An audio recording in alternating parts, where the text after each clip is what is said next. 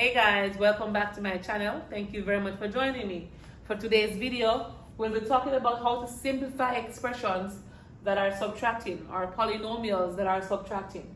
So in this case, we have in the first parentheses, we have 17 minus 4x to the third power plus 8x minus, in parentheses, 6 minus x squared negative 5x to the third power and plus 12x.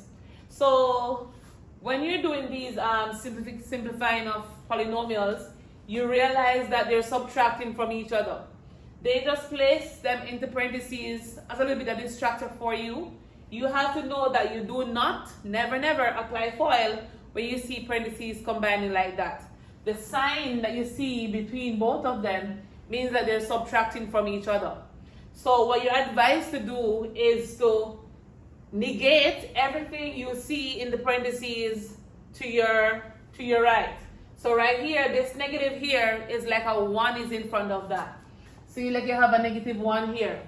And you know, once you have a number outside of your parentheses, you do the distributive property until you get to the final thing. So it's like a negative times 6, a negative 1 times x, a negative 1 times 5x squared cubed, negative 1 times 12x. And then we can combine them through whatever addition or subtraction that's going on. So let's write this more. So negative 1 times 6, negative 1 times x squared. I'm going to give you a positive x squared. Negative times negative give you a positive x to the third power. And negative times a positive gives you a negative 12x. And we're going to rewrite your first set because we didn't touch that one. So we're going to have 17 minus 4x to the third power plus 8x. Alright guys, so from here, I'm going to change the color a little. We're going to be grouping like terms. So right here, they're both subtracting and adding. Let's group like terms.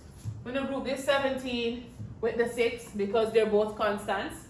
We're going to group this 8x with this negative 12x. And we're going to group this, put a heart around that one, negative 4x to the third power with the positive 5x to the third power. So group all hearts, group all circles, group all waves, and there we go. So 17 minus 6, if you want to put it up here as a person who want to track their work, that's fine. And it will give you 11. Then you will have negative 4x to the third power plus 5x to the third power. 5 minus 4 gives you 1, so it's going to be a positive 1x to the third power. You can choose to put the 1 there, you can choose not to. I'm going to leave it there for persons who likes to see this stuff happening. Alright, next we're going to do the x's. We're going to have positive 8x minus 12x. And in that case, it's going to be a negative 4x. And we're left with the x squared because there's nothing to combine with. Alright, so once we do that, you can choose to leave your answer as this, or you can go a step further and write it according to its degree. So the degree is basically leaving from the highest exponent of that given variable down to the lowest one, or to the constant. So let's go. So here, x to the third power would be, let's write the term standard form here.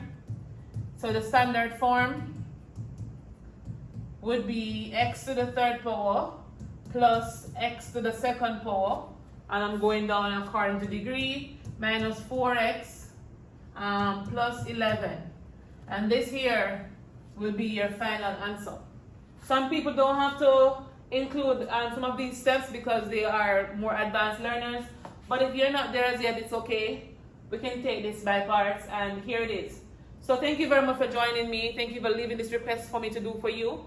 Leave some more requests, send me the emails if you have to send me them, and I'll be happy to do these questions for you, and I'll see you on the next one.